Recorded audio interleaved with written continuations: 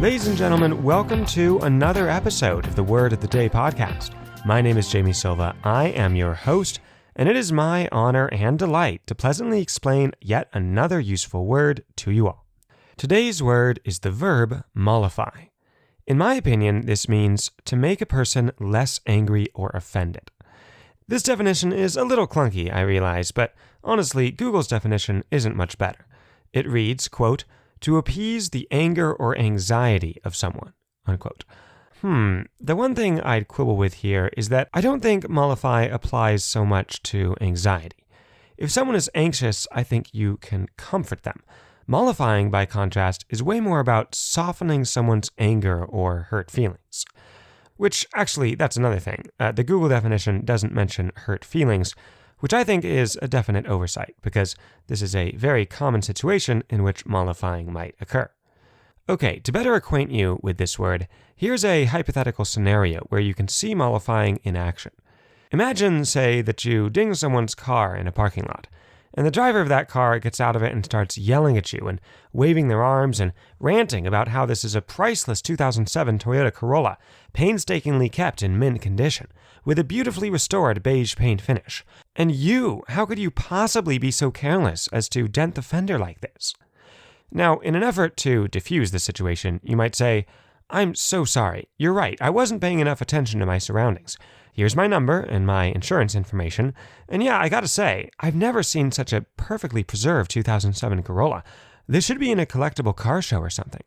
Now, hopefully, after you said this, the other driver wouldn't be nearly so mad at you. They'd be like, oh, I appreciate that. Thank you. Sorry, I guess I'm just a little upset. This car has been in the family for over half a generation, and I'm super attached to it. Are you okay, Corey? Corey is short for Corolla, of course. I think I'll have to get him detailed later in order to make it up to him. Here, by being so apologetic and admitting you're to blame, being cooperative about the insurance, and complimenting the guy's car, all of this may be an effort to mollify him. And in turn, he's trying to mollify Corey the Corolla, who is presumably very upset at being so maltreated. If all goes well, at the end of this exchange, you might say that both the car owner and Corey are mollified. Now, I think this word is tremendously useful because, well, I'm not aware of any simple word or phrase that means the same thing. Appease is similar, I guess, but it reminds me too much of like foreign policy and debates over whether appeasement or intimidation of rogue nations is a better strategy. Placate is all right, but it sounds too much like playdate, and it implies the person is totally calm again, which, as we'll get into later, I don't think mollify does. As far as etymology goes, mollify comes from a Latin word meaning to make soft, from the adjective mollus, meaning soft. So if someone is mollified, you could think of their mood or their temper being softened, figuratively speaking, which sounds like similar imagery to how people speak of cruel and callous people as being hard-hearted. And conversely, quote-unquote, soft-hearted people are compassionate and caring. These terms are much more about personality than mood, which is what mollify deals with, but still, I think the parallels are interesting. Now, a couple other usage and meaning notes for mollify. First, as hinted at in the above example about the car accident, there are many different ways to mollify someone. Apologies, promises to never do it again, citing extenuating circumstances, etc. I would note, though, that you don't have to speak in order to mollify someone. In fact, if they're mad enough at you, trying to explain yourself or even apologize might be a pretty risky move. Those are just words, right? And maybe the offended person won't think you're sincere, or will want more concrete, sustained evidence of your contrition. So instead, you might try being super nice to them for a while, getting them a surprise gift, doing them favors, and generally finding a way to show through your actions that you're, a nice person. You mean well, you feel bad, you do care about them, etc. The methods you might use to mollify someone are similar to the methods you might use to ingratiate yourself to someone. If you think back to our episode on that word, ingratiate, which was number 94, and then the follow-up conversation about it, which is number 102. And actually, in that episode, Ginny, the guest, and I were musing about whether you could use ingratiate in settings where you've offended someone who you already know well and are trying to get back in their good graces. And we concluded that you probably couldn't use ingratiation there and wondered what other word would work instead. Well, in preparing this episode, it hit me. Mollify fits this situation precisely, and it's the word we were looking for. Just goes to show you that there's a word for most everything. The hard part is keeping track of them all, which, hopefully, this show can help with. Anyway, the second usage thought for this word is that if someone is mollified, that doesn't mean that they're suddenly really happy with you and peace and harmony are 100% restored. My understanding is that mollification, which is a word, is gradual. Even if you're successful with your apologies and nice gestures and whatnot, and the person you offended or upset thaws a bit, it's a bit of a process to get back to normal. Likely a few minutes at the very least, maybe a few hours, maybe even days. And this is fine and normal, I think. As impressive as it would be for people to forgive others at the drop of a hat, it's kind of hard to emotionally turn on a dime like that, and go from offended to not offended, or from upset to chill in 2 seconds. So if you want to successfully mollify folks you've angered or hurt, patience and persistence are strongly recommended. Okay, just a couple more usage scenarios for mollify. First, it's possible to mollify someone on behalf of someone else. Like, if Ned is mad at John for arriving late to a meeting, and John's not there yet to defend himself, you might step in and try to mollify Ned by saying that John is only running late because he stopped to get a box of little bundt cakes for the team. Now, most of the time, mollification only applies to people who are upset at a particular person or persons. But there are exceptions. Someone could be upset at something more general, like the state of the world today, and maybe you could mollify them a bit by sending them like a montage of random acts of kindness caught on video. And perhaps then they'd concede that maybe things aren't all that bad all the time. Lastly, you can even mollify people who are mad at themselves. If they're like, where are my keys? Why can't I keep track of those? I'm such an idiot. You could say in reply, oh, don't beat yourself up. I misplace mine all the time. And look, here they are, right by the door. And hopefully that would mollify this person. They wouldn't be as upset at themselves as they were before.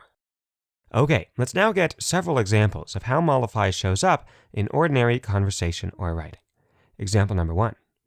After Taryn jokingly compared her sister Mandy's new hairstyle to an alpaca's, Mandy vowed she wouldn't speak to her ever again. Taryn tried to mollify her with the gift of a new hat, but this only made matters worse. Example number 2. At first, Marcus was very indignant to not have received an invitation to his friend's wedding.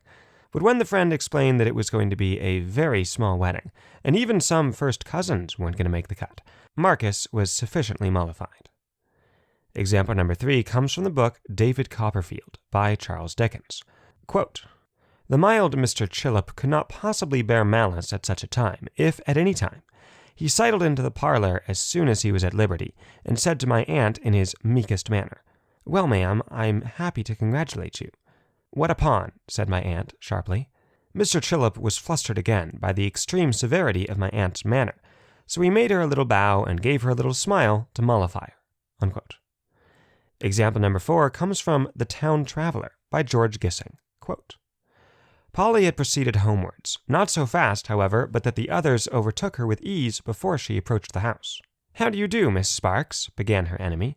'I'm surprised to hear from Miss Waghorn that something I've said or done has riled you, if I might use the expression.' And riled basically means angered. Continuing, 'I couldn't have meant it. I'm sure I humbly beg pardon.' Strange to say, by this imperfect expression of regret, Miss Sparks allowed herself to be mollified." Unquote. I like this because it shows that whether or not you're mollified is often within your control. You can choose to stay angry, or you can accept the overtures, the apologies, and the kind gestures of whoever upset you, and then allow yourself to be mollified. And finally, example number 5, which comes from The Mysterious Affair at Styles by Agatha Christie. And in this scene, at the end of a mystery story, the narrator is asking the detective, whose name is Poirot, why Poirot didn't tell him who the guilty party was earlier. Quote, and this is lightly edited for clarity. "Poirot, you old villain," I said, "I've half a mind to strangle you. What do you mean by deceiving me as you've done?" Poirot did not answer me for a moment, but at last he said, You see, my friend, you have a nature so honest, and a countenance so transparent, that to conceal your feelings is impossible.